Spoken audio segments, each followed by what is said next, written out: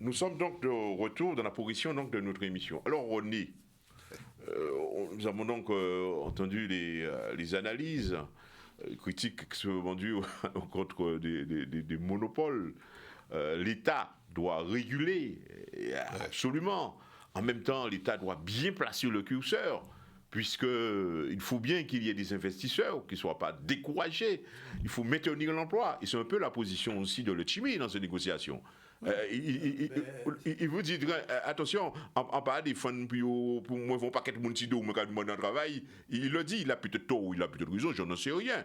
Mais il défend un positionnement qui je ne dis pas que c'est le sien, c'est sans doute un élu. Celui sans doute de la Martinique, en majorité, sans doute, majoritairement. Enfin, pas ça, parce qu'en gros, paquet est désolidarisé totalement. Oui.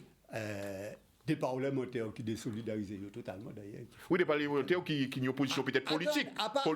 Oui, non, mais attention, non seulement des parlementaires, mais des élus. Et en tant que les maires et l'association des maires disent attention, ils ne sont pas d'accord avec ça. Ah bon? Alors, il n'est pas d'accord avec un certain nombre d'habitants. Mais il y a des positions politiques, il ne faut pas mélanger le politique et l'économie. Non, mais il faut nous clairer les problèmes là. Ça. Moi, à quoi allez-y. Il ne faut pas croire que l'État, quelque part, pas qu'à servir avec un conflit là, ça aussi. En cas de ça, grand bonnet. Objectif à l'État, c'est justement de débarrasser de l'octroi de mer. Et il y a une des raisons à objectif là. Une position à l'Europe. Non, il y a une des raisons à objectif là. Ça n'est pas posé à l'Europe, oui. Mais... c'est dans la recherche de l'économie par rapport à déficit, etc. L'État a besoin de faire TVA, qui a appliqué, passer de 8% à 20%. Et pour y faire ça, et pour que ça n'y ait un dollar, il faut débarrasser de l'octroi de mer. Donc, l'État a un intérêt aussi à dans ça. C'est pour ça que l'État a dans ce but-là. Et en même temps, il y a aussi le fait qu'il savait bien que cette situation-là, ça, sont grandes de situation, mais qui a un caractère politique et qui a des précautions à prendre. Et qui ne peut pas entrer en conflit non plus. Politique et partisan. Et partisan, ouais. Et qui ne peut pas rentrer en conflit non plus avec la grande distribution totalement dans un certain nombre d'habitants. Donc, faut nous être très conscients de tous ces bidets à ça. Hein. Et Letchimy, il est là quand on a pensé qu'il fait là, c'est de prendre tout en les comptes à lui et à l'aide de l'octroi des mers à niveau là, ça. Parce que mais l'octroi des mers au financement des communes. Oui, mais normalement, c'est sur les dotations de l'État. Mais justement, en déshabillant qu'on a fait là, parce que c'est essentiellement, là où on parle des taxes, c'est essentiellement l'octroi des mers qui a dans bidé à ça.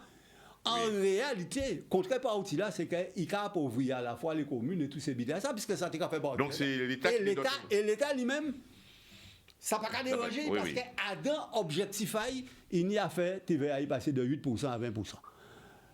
Donc, en fait, ça n'a pas qu'à déranger que ça vienne poser problème. C'est la TVA qui ramène de plus. Et la TVA, on les caille. Il n'y a pas qu'à rester en Martinique, il peut partir à Bé aussi. Et il va reverser après, il va reverser au bar. Et après ça, il va venir dire, voilà les aides de l'État, à part les aides de l'État, c'est un peu en fin de compte, il y aura un bon. Après, faisons des comptes, là où l'État a budget à l'État, là où il y a budget à l'État pour les DOM qui viennent paraître, budget à l'État pour la Guadeloupe, et ils auront ça de manière très, très, très claire. Bien sûr. Donc, pourquoi pas les moyens de. À niveau là, ça. Budget. Donc, en réalité, si vous voulez, position à l'État, ça n'est pas toujours très clair. Mais en tout cas, tout État qui a bien pour l'argent là, les citoyens. Donc, mais dans l'État aussi. Là, le l'État à nous, nous pouvons aussi aller à tous les coups, c'est en absolument, oui. Sauf que dans le. C'est très, en tout cas, l'analyse, la vision, l'analyse de Ronnie, elle est tout à fait compréhensible. On peut en débattre. Sauf que dans... Non, alors là, c'est pas signalé qu'un partagé avec un monde qui s'est à plaisir. Oui, on connaît les idées de plaisir, on le connaît. Il dit de bonnes choses. Sauf que dans l'état présent, l'État est en faillite monumentale, et donc ça veut dire que sa capacité de gestion à lui-même, l'État, mérite d'être mise en question. Et que ce serait bien pratique pour lui, l'État, Oui, mais lorsque l'État est en faillite, c'est nous aussi. Non, c'est pas nous. Mais lorsque l'État est en faillite, oui, tu as raison, Jean. Nous n'avons pas de service public, mais lorsque l'État est en faillite, pas de service public, pas d'hôpital. Tu as raison dans ce que tu dis, mais c'est trop facile d'accuser à chaque fois le peuple sur des choses sur lesquelles il n'a pas la main. Bon, c'est pareil, même j'ai poussé plus loin. Quand on parle de monopole, mais c'est pas un problème. Pour moi, j'ai aucun problème avec les gens qui ont des monopoles dans telle action, telle activité. C'est pas les monopoles qui posent problème. Si c'est organisé, si c'est à peu près équitable et que la satisfaction de la clientèle est trouvée dans des cadres à peu près régulés. Ce qui pose problème c'est pas les monopoles en tant que tel. Ce qui pose problème, c'est l'organisation de la concurrence, premièrement, et les systèmes de protection qui existent pour ne pas casser les monopoles. Que quelqu'un a créé quelque chose et une tendance, une vision monopolistique, il n'y a pas de problème. C'est une dynamique de développement. Mais que ce système-là, que cette dynamique-là ne soit pas consolidée ou favorisée par des passe-droits, par des situations complètement exorbitantes qui font qu'effectivement, à un moment donné, le gars il fait ce qu'il veut comme il veut, au-dessus de l'intérêt des publics qu'il sert. C'est ça le problème. C'est tout le problème de l'encadrement.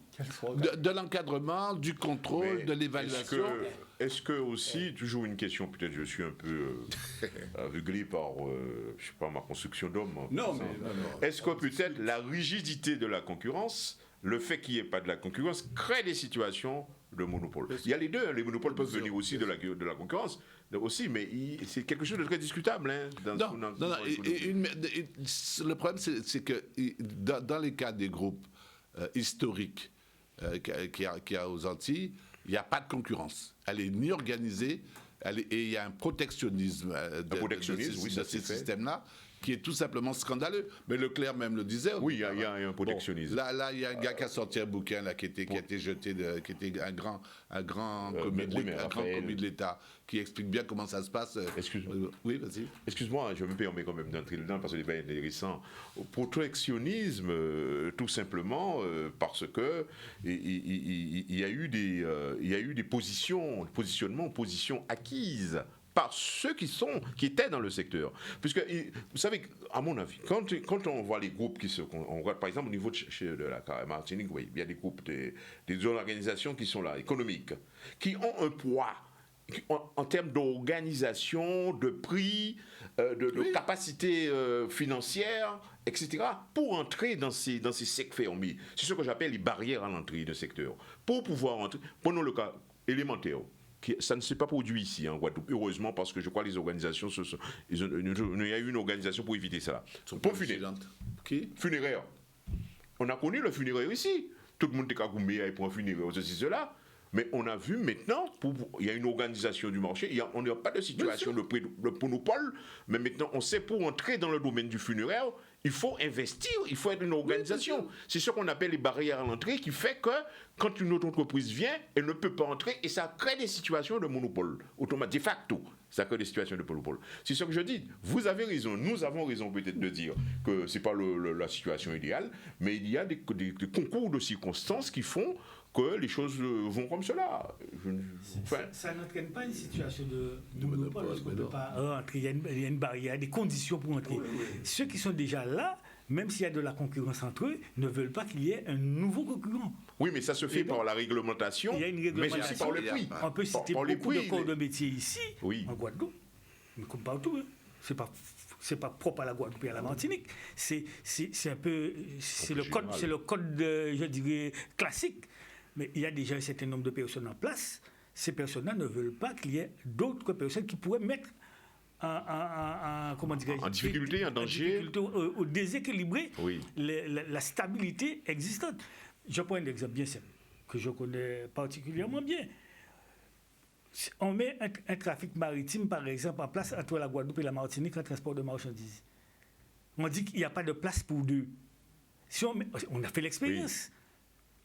Ça ne marche pas, les deux se cassent la figure. Donc il faut protéger, au moins qu'il y ait un service permanent, régulier, et un service qui assure une certaine pérennité du trafic, parce qu'on en a besoin. On a besoin. Et s'il n'y en a pas, c'est pire. Donc on voit bien que dans certains secteurs, il faut protéger. Cependant, la concurrence est libre. Mais on sait bien qu'il n'y a pas de place pour deux. On voit le problème qui se pose sur les petits marchés. Le problème qui se pose avec Marie-Galante. C'est un peu pareil. On voit bien qu'il n'y a pas de place pour 1000 personnes. Et donc, il faut organiser le trafic, organiser le service. Sinon, tout le monde se casse la figure. Mais pour revenir à cette affaire de prix, de vie chère, mais tout le monde est conscient qu'il y a des choses on en a parlé ici. Déjà, il faut diminuer le nombre d'intermédiaires, raccourcir entre le producteur et le consommateur pour qu'il y ait moins d'intermédiaires. Et savoir quelles sont les marges. Et limiter, et savoir les marges et limiter aussi. À partir du moment qu'on réduit le nombre d'intermédiaires, forcément le prix va descendre. Mais pour cela, il faut bien identifier où il y a. Mais c'est le rôle de l'État. Et c'est là l'État doit assurer son rôle de contrôle. Moi, je position René, c'est ça. L'État doit assurer son rôle de contrôle. Sinon, on va pas y arriver. Maintenant, et puis il y a les taxes, il y a le nombre d'intermédiaires, et puis il y a les taxes. Alors, on parlait de la TVA, et puis les impôts. C'est pas les frais d'approche qui posent vraiment problème. Le transport, c'est pas vraiment ça le problème de la vie chère ici. Et puis il y a toute cette partie-là pour bien contrôler, pour voir comment arriver à un prix plus raisonnable. Vous avez un état gendarme là, maintenant, qui va contrôler. La concurrence fait le travail. La concurrence fait le travail. Mais quand même qu'il y ait un contrôle de l'État. Mais la concurrence... Attention, on ne demande pas un état gendarme. Les mots, on dirait... Oui, ça peut avoir une consonance un peu désagréable. On demande qui assure la fonction de régulation. C'est tout. C'est l'État. L'État doit assurer la régulation. Oui, on va terminer sur l'octroi de mer. Moi, je ne suis pas spécialiste de l'octroi de mer. J'ai déjà entendu tellement de versions que je ne comprends rien de l'octroi de mer. Tout ce que je retiens, c'est que sur le produit qu'on fait localement, il n'y a pas d'octroi de mer et c'est plus cher que le produit importé. Il y a quelque chose qui ne va pas. Non, mais là, que ce soit l'igname, que ce soit le coco, que ce soit, je sais pas moi, chez nous, artisanalement parlant, il y a les charges sociales, il y a tout ça. Tout est plus cher et il n'y a pas d'octroi de mer.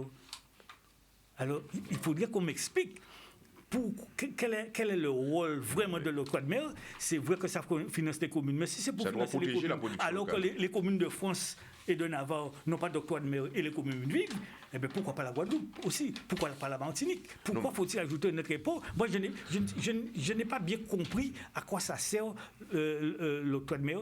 Pourquoi il y a l'octroi de mer ici? Il paraît-il que c'est lié quelque part à cette affaire d'esclavage qui a existé. Non, mais il y a la protection des marchés quand même. Mais je n'arrive pas à comprendre pourquoi les communes de France et de Navarre vivent sans octroi de mer et que pour nous, il faut l'octroi de mer. Et on est tous en déficit. Toutes les communes sont en déficit quand même. C'est-à-dire, les produits qui sortent de la Caraïbe, qui entrent chez nous, mais écoute, c'est pas un boulevard quand même chez nous, il faut protéger le marché. Je ne sais pas, j'aimerais bien mieux comprendre ce que c'est. Il y a des taxes à l'entrée. Quelque part. Oui, mais ça c'est normal. C'est pas toujours vrai. Dans l'autre sens, il y a des negativistes dans les pays étrangers qui font que tu ne peux pas importer. Ce qu'ils font localement, tu ne peux pas l'importer. J'ai fait 2 ou 3 missions sur des trucs comme ça, dans des pays. Bon, si un pays le fait, je pense à Saint-Domingue, je pense à Trinidad, je pense à des pays comme ça, s'ils font le produit, tu ne peux pas l'importer. Ici c'est beaucoup plus transparent. Hein. René, alors. Non, il faut être clair. Pour nous recadrer ça, peut-être. Non, il faut être clair en l'objet. Si vous parlez de l'octroi de mer, sans l'octroi de mer à l'heure actuelle, au niveau des collectivités régionales, il y aurait pire déficit encore, qu'il y a un déficit actuellement, tout simplement parce que l'octroi de mer qui permet de faire face effectivement à la dépense de fonctionnement, actuelles. Dotation à l'État pas qu'à suffire. C'est ça le problème. Et tout ça, oui, il faut savoir ça. Hein. Tout simplement parce que il n'y a pas qu'à, contrairement à d'autres côtés et tout ça, en Guadeloupe, il y a très peu de monde qui a payé les impôts sur le revenu et tout ça. La plupart des impôts, c'est sur les TVA. C'est les impôts indirects. Or, justement, c'est octroi de mer là, qu'on va parler là, je la gravine là, il a reversé un niveau à les communes sous forme de... dotation.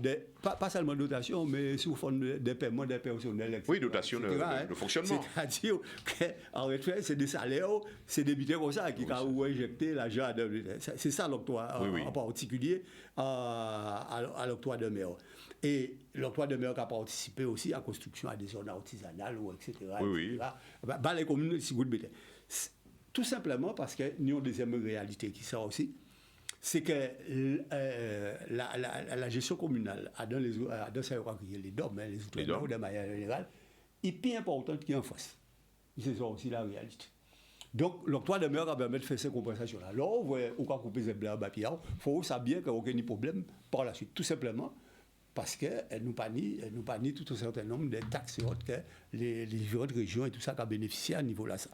Alors, donc, si vous voulez, non, mais c'est pour ça que l'octroi de mer est extrêmement important. Discutable. Non, mais il est extrêmement important. Pourquoi ils mettez l'octroi de mer? Et à part ces jours-là, ça, hein? C'est depuis la période de la Colbert, d'ailleurs, que ça apparaît. Oui, mais ça. Bon, depuis la période là, ça, que ça apparaît. Pourquoi ils mettez? C'est parce qu'ils savent très bien, hein, pour les raisons pour lesquelles ils mettez. Alors, gestion à octroi de mer, là, ça, qui vit nos taxes. Alors, vous t'avez dit les produits en Guadeloupe, les produits locaux, pas tous les produits, des produits en Guadeloupe, pas payer l'octroi de mer régional. À niveau là, ça. Bon, enfin, c'est pour ça que c'est toute une réforme générale à niveau là, ça. Mais nous, on qui est sûr et certain pour les produits que nous avons parlé ici, que nous avons produits en Guadeloupe. Nous ni à la fois les salaires à payer. Oui, il y a des charges. Nous ni les entrants, à part nous, les entrants, ils viennent de l'extérieur, c'est 40% plus cher aussi. Nous ni les entrants et pour payer produits, etc., ou qu'à utiliser tracteurs, ni essence, ni tout ces bidons à ça. Et mon qui a produit marchandises là, qui saisit, qui s'est bidon à ça, sans super au marché, il a acheté d'autres bidons. Il faut bien payer. Enfin, il y a tout. Donc, c'est le serpent qui sont morts la queue à notre village. Il faut nous faire très attention. La gestion est complexe. Parce que nous avons tendance à mettre nous, à dire que c'est nous qui en cause parce que nous avons produit trop cher. Elle est sans doute plus économique. Elle est très économique aussi, hein, sur les politiques aussi. Alors, toujours sur le toit de mer, parce que je n'arrive pas encore à cerner bien et de bien comprendre. Je prends un exemple. Allez, je veux me placer en tant que président de région. Oui. Je suis président de région. Quel intérêt que j'ai de développer, par exemple, la viande locale, où je n'ai pas d'octroi de mer, par rapport à la viande locale qui arrive de l'extérieur et je reçois l'octroi de mer. Sauf si il y a quelque chose qui m'échappe, je ne vois pas pourquoi je vais développer la viande locale, ça ne me rapporte rien. Oui. Alors que je fais qui arrive moins cher. Autant de viande locale de l'extérieur et je perçois l'octroi de mer. Et c'est là que je ne comprends pas. Et c'est moins cher. Et c'est moins cher. En quoi l'octroi de mer avantage le Guadeloupéen? Et encore, dans beaucoup de cas, si vous importez moins cher avec l'octroi de mer, c'est aussi moins cher. Vous créez du pouvoir d'achat à la population locale, puisqu'ils achètent moins cher. Ils augmentent leur pouvoir d'achat. C'est très débat.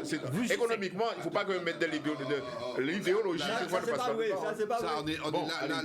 On brûle, on n'est pas dans notre domaine. Non, je ne suis pas d'accord. Il ne faut pas confondre les logiques d'épicier et les logiques de développement. Oui. Hein? Parce que ces deux choses. Il y a le côté humain dans le développement. Maintenant, il y a le côté enrichissement par le territoire, par d'autres filières. Il est clair que si tu crées une production locale suffisante, pendant longtemps, on parlait de souveraineté. Si tu crées une production locale suffisante pour amener une certaine souveraineté dans certains domaines, donc de base, la viande, les produits maraîchers et compagnie, il est clair que même si tu fermes tout ce qui arrivait par octroi de mer, l'équilibre global, alors il faut le calculer, il est quand même au service du territoire. Il n'est pas au service du service de... Bon, mais là, ça demande peut-être des calculs subtils. Mais la question reste quand même importante, c'est qu'effectivement, on tue systématiquement toutes les productions locales, toutes les émergences locales, parce qu'on ne les favorise pas, tout simplement. Et qu'on ne crée pas les filières de proximité qui permettent de consommer local. Alors, la Martinique... Vous pouvez comprendre non bien simple. La Martinique doit choisir... Non, vous pouvez comprendre non bien simple. Gagne ça a passé à propos des voitures électriques en France. Oui. Les voitures électriques en France, pour qu'un Français puisse essayer de protéger à tout prix, marché à yo, ils mettent une taxe sur les Chinois. Oui. Okay. Alors, où tu peux dire, mais pourquoi ils ont fait ça, puisque ça a fait l'argent, c'est ça qui fait vendre. Taxe là. Non, pourquoi? Parce qu'ils ont défendu l'intérêt nationaux. Donc, il faut nous très clair au côté là, ça, il faut nous bien garder les butins. Hein. Ça qui est bon pour soi, bon pour Canada. À nous pas habiter les là. On approche la couture, alors il y a tout de pistes en quelque sorte que la Martinique. On a bien dit que la Martinique, entre Petito, l'acteur qui en avait, et Petito, le petit île, la Martinique en nous, et une vision large de groupes qui se sont installés, groupes martiniquais, sans vouloir le défendre, qui fleuront de la Caraïbe, entre guillemets. Comment les Martiniquais doivent choisir maintenant? Où choisir? Où se positionner? C'est pas facile non plus. Hein. Non, c'est une dynamique de développement. Moi, je leur fais confiance pour s'en sortir. Ils n'ont pas le choix. Ils n'ont pas le choix. Ça a eu de voir. Mais il est clair que dans la problématique, alors là, on arrive à 2024, je reviens à ce que j'ai dit au départ, cette problématique, elle va se mondialiser. Enfin, en tout cas, pour nous, l'Europe. Hein, l'Europe, c'est quand même pas le monde. Ça veut dire que les petits peuples, le petit peuple, qu'on tombe toute la journée et qu'on considère que c'est sur sa peau qu'on va graisser le mammouth, ben le petit peuple, il est allé à l'école, il a voyagé, il revendique des choses, il veut un pouvoir d'achat, il veut aussi qu'en contrepartie, il veut savoir, oh là là, j'en ai passé. Alors ça, c'était les thèmes qu'on avait dans nos hommes politiques à l'époque moi je me rappelle de Beaujean. Beaujean à l'époque, oui. Beaujean avec Gérard. Oh là là, j'en ai passé. Il veut un minimum. Il veut pas de la transparence, ce peuple. Il veut de la clarification. Il veut comprendre. Il faut éclairer le peuple aussi. Il faut éclairer le peuple. Donc il faut respecter ça. On termine avec... et ensuite, moi, je dis, comme on était un petit peu axé sur ce qui se passe à Martinique, et je resterai un petit peu sur ce que j'ai dit au début de l'émission. Donnons une chance, puisque les airports, selon les propos que j'ai entendus ce matin, il est d'accord qu'il y ait eu des progrès, qu'il y ait eu des avancées, qu'il y ait eu du positif. Laissons une chance, le temps de comprendre et d'appliquer et de mettre en place toute cette positivité qu'eux-mêmes ils reconnaissent qui s'est pratiquée avant de casser la Martinique, de bloquer la Martinique, de mettre la Martinique à genoux. Laissons au moins une chance à ce qui s'est mis en place, ce sur lequel tout le monde est d'accord, de se mettre en place avant de repasser à l'action. Ah bon, je pense que vous avez été entendu. Vous auriez entendu. René, quand nous avons dit pour nous comprendre ça. Martinique, quelle voix pour Martinique? Non, mais ça, c'est les Martiniques qui déterminent pour voir. Mais pas nous qui déterminons. Non, pas déterminer, mais pour nous avions nous. Il faut nous savoir ça de manière très claire. Oui, mais même s'ils viennent ici, mais de toute façon, nous sommes leaders à combat, mais nous pouvons mener combat là en même gens là, parce que nous sommes propre réalité en nous. Oui. Bon, et gens là, nous pouvons poser, certainement que nous pouvons poser tout à fait en même gens là. Parce que nous, ni propre histoire en nous et réalité en nous. Donc, pas ni problème pour solidarité là, pour soutien, mais pas ni problème que ces combats-là, c'est des combats qui sont communs parce que structure dominante là, c'est même style de structure dominante là, mais il faut nous clair en la bise à ça. Hein. Martinique, Guadeloupe peut faire exactement ça, Martinique fait, de même que Martinique peut faire exactement ça, Guadeloupe fait, à pas même. En tout cas. Chaque bitin qui fait. Mais en cas de bitin, quand même, hein, très, très, très, très rapidement. C'est que, quel que soit sa fille a dit, mais il bien dit aussi, hein, qu'en réalité, ça n'est pas suffisant. Hein. C'est tous les produits qu'il y a ramenés, ça n'est pas suffisant. Peu importe ça. C'est largement pas suffisant. Et deuxièmement, il a bien dit, ça c'est des engagements. Même si ça peut paraître des progrès, mais c'est des engagements. Pas ni pour calendrier, pas ni pour biter, pas mettre en place. Hein. Bon, et ça, et pour ça, il y a dit tout le temps ça pas fait. On termine. Non, mais ça c'est ça pas marqué. Elle dit de manière très très claire qu'il faut des plans d'action avec évaluation, avec punition s'il apparaît des engagements, en tout cas, et une programmation. Oh, ça pas là. En tout cas, il faut poursuivre. Il faut se faire confiance. Non, je reviens. Non, le problème, c'est pas un problème de confiance. Le problème, c'est un problème de clarté. Il faut faire la clarté. De clarification. Tu prends un objectif. En 2009, même Bitin fait tous ces bidets-là, ça a changé quoi? Ça n'a pas changé en rien au bout de quelques temps. Ça n'a pas changé en rien. Pourquoi? Parce que tout le système-là a fait un repos, tout le bidin en main. Avec son inertie. Et voilà. Oui, on termine. Ça n'a pas changé. On termine. Un débat extrêmement intéressant, en tout cas, mais on a redirectionné le thème aujourd'hui, mais c'est parce que c'est un thème intéressant. C'est un thème intéressant. Vous savez, chacun a sa position. Moi, je m'en excuse auprès des téléspectateurs s'il faut le faire. Je participe au débat, je suis l'animateur, mais quelque part, on a les fibres, mais c'est ça, les fibres qu'on a eues dans son cheminement, dans la construction de sa vie. Moi, j'ai une vision économique des choses. Je ne me piète pas trop sur le politique. Et voilà, pourquoi le politique est nécessaire. Sur ce, on va devoir se quitter. Merci pour votre attention. Et nous vous disons à dimanche prochain pour une autre émission avec École Colonie. Bon dimanche. L'émission va diffuser lundi à 15h30. Le lundi à 15h30, on va rediffuser. Vous allez revoir l'émission. Merci, à dimanche.